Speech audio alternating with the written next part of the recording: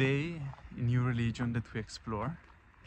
So today we are in the temple of Zoroastrian religion. Actually in a region where there are no Zoroastrians anymore, but it was the most famous place for them in the past, and it is an incredible place. To arrive here, I was super lucky, and I realized it later because I thought, okay, no problem, I will go there with hitchhiking.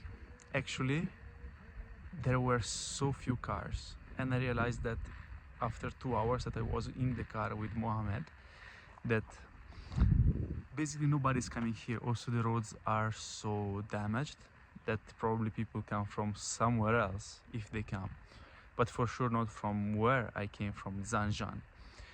There are no buses whatsoever. So okay, the reality is places are incredible, people are super welcoming, they are getting me a strange lifestyle that I would have not expected in Iran. Every night a bottle of vodka, that it's illegal, so if they catch them it's 3 years in prison. The day after, 150 kilometers of cycling. Every day like this. What a lifestyle. I wake up every morning and I think, tonight no. And regularly, tonight, I am invited to a party. So after an hour that I was trying to get a hitchhike on the side of the road towards Takechi Suleiman, finally Mohammed got me, and now we are going there. We are driving towards the Iranian plateau. It is wonderful landscape. It is worth it to mention that I don't have a SIM card in Iran because I wanted to have more sparkles in my experience. So now we are forced to speak a common language that does not exist, but it's just crazy.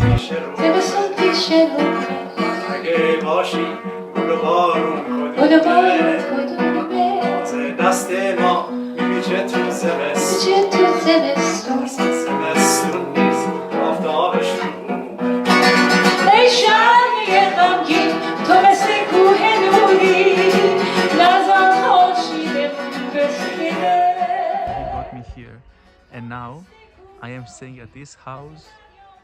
Clearly, once again, Iranian people are incredible. With his parents that are here in their old house in the mountains after they have lived their entire life in Tehran. We do not speak the same language because he doesn't speak English. And I don't have a SIM card, so we don't have translator. So we go with gestures, and with gestures he made me understand that I am welcome in his house tonight to sleep here, and tomorrow morning we go back because they are going back as well. So actually incredible, the people living here that are nowadays Muslim, because there are probably just 200,000 Zoroastrians in Iran, the last ones. And most of the last ones live in the desert nowadays, not in the mountains anymore. They still have these ancient rituals in front of the perpetual fire, and the fire is considered the symbol of purity and the connection to the supreme god Ahura Mazda. Mixed weddings are prohibited, and conversion from other religions is not possible.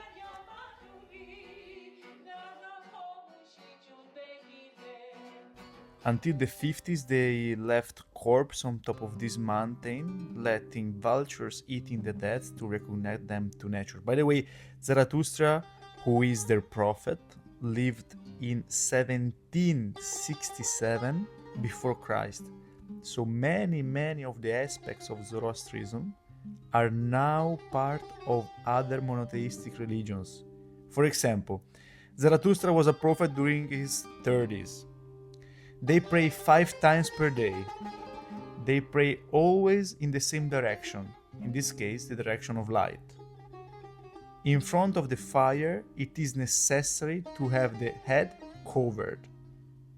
They have an holy book called Avesta, but also there are many other aspects from weddings and food habits. And this syncretism is also visible in the temple where I am now because, first of all, this is UNESCO heritage and it is more than 2000 years old. Layer by layer, it has been a spiritual place for Zoroastrians, Greek Olympic gods, Muslims, and at a certain point during Mughal domination, this place was also a Buddhist temple. And to be fair, after I've seen this incredible plateau, it doesn't even surprise me that all of them found a certain type of spirituality here. So this lake is a place where basically someone drowned into it and they don't know where the lake goes and it never came back. So it became sacred. Basically, this is the legend behind it. And people still get the water there. So basically that gives them, I don't know, a sacred. Interesting enough, this was not a temple but a complex of temples. So actually there are different ones, but also public dining rooms in which the entire population could have lunch. More than just a temple here. That's why it's also so big. So basically, exactly in this place, in the middle of the cruciform fire temple, once the perpetual fire was held. Now, clearly not. But it is interesting that they were using the cross as a religious symbol. Does it remind you of anything? Giz, what are we talking about?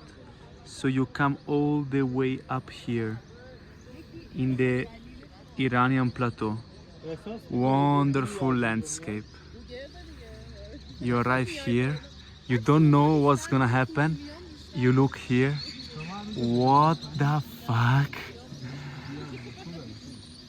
It's huge, bro. It's incredible. It's so big. It is all created by water. Wow. And look at the people. There is no protection at all. Best part of it.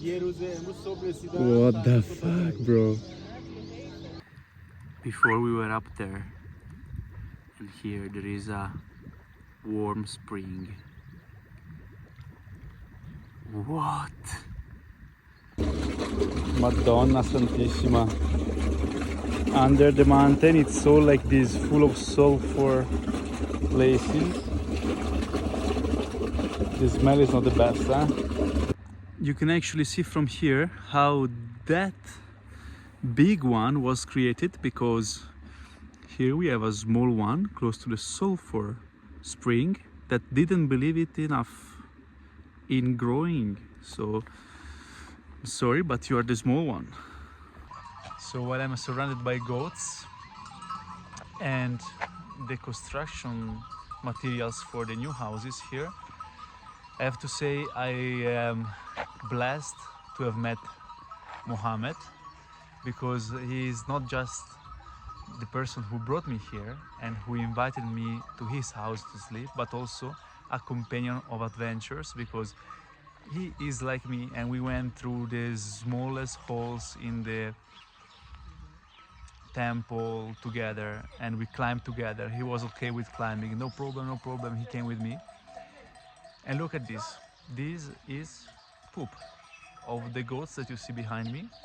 It is in the middle of the village so much, and they use it to heat during the winter, specifically during the night, he told me, because probably it is less inflammable or there is no risk of big fire. He introduced me to the village. It's wonderful. To conclude, a short description of the Zoroastrian symbol as they described it to me. Upwards hand, pray God. Old face, respect and listen to wise people. Ring in left hand, keep your promises. Wedding rings come from here. These are the devastating thoughts. Leave them behind. These are the pure thoughts, always in front. This is the sinker. Bad thoughts, bad actions, and bad words. The heavier the sinker, the less you can progress in life. How do you progress in life? Well, you fly high with the wings, hence you get closer to the rolling universe. Finally, the ring in the middle. Life is circular path. You will get what you give.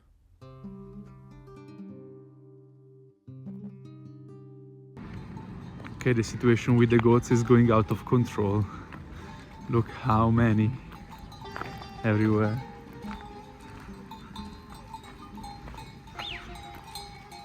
Also behind there.